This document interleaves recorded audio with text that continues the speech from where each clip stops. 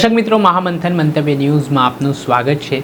આજથી થોડાક દિવસ પહેલાં વડાપ્રધાન નરેન્દ્ર મોદી દ્વારા ગુજરાતના પ્રવાસ દરમિયાન લોકોને એક અપીલ કરવામાં આવી હતી, જેમાં લોકોને પેટ્રોલ ડીઝલનો ઉપયોગ ઓછો કરો, 1 વર્ષ સુધી સોનું ન ખરીદવું, વિદેશ પ્રવાસે ન જવા, તે માટે અપીલ થઈ ને ભારતીય જનતા પાર્ટીના નેતાઓ અને કાર્યકરો હવે અપીલને પાડી રહ્યા છે ને લોકોને રાષ્ટ્રીય હિતમાં આવું કરવું પડશે તે પ્રકારે પણ કહેતા નજરે પડી રહ્યા છે।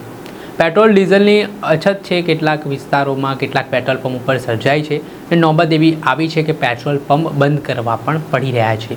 ત્યારે પેટ્રોલ ડીઝલનો દુરુપયોગ કરવાનું ટાળવું, 1 વર્ષ સુધી સોનું ન ખરીદવું અને વિદેશ પ્રવાસ ન જવા તેવા 3 સંકલ્પો સાથે વડાપ્રધાન નરેન્દ્ર મોદીની વાતને સાર્થક કરતા ભાજપના નેતાઓ અને કાર્યકરો દ્વારા શપથ લેવામાં આવ્યા।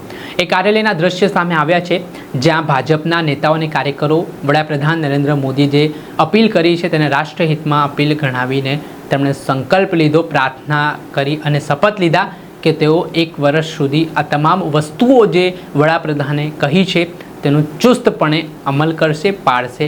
પહેલા એ વિડીયો સામે આવ્યો છે, આપ આ વિડીયો જુઓ। સંકલ્પ લઉં છું કે માનનીય પ્રધાનમંત્રી મોદી સાહેબે રાષ્ટ્રહિતમાં જે અપીલ કરી છે આગામી 1 વર્ષ સુધી સોનાની ખરીદી કરીશ નહીં। આગામી સમયમાં 1 વર્ષ દરમિયાન કોઈ વિદેશી યાત્રા કરીશ નહીં। આગામી સમયમાં પેટ્રોલ અને ડીઝલનો બચત કરીને પરિવાર ઘરમાં તેલના વપરાશમાં પણ ઘટાડો કરવાનો સંકલ્પ કરું છું। આ સંકલ્પ પ્રમાણે બીજાને પણ આ સંકલ્પ લેવડાવવાનો પ્રયત્ન કરીશ। ભારત માતા કી જય।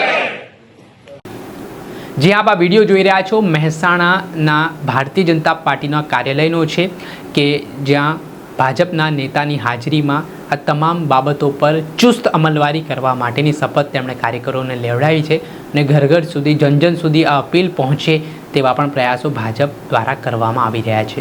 ત્યારે જોવાનું રહ્યું કે હાલ પેટ્રોલ ડીઝલના અછતના કારણે કેટલીક જગ્યાએ પેટ્રોલ પંપ બંધ પણ જોવા મળી રહ્યા છે।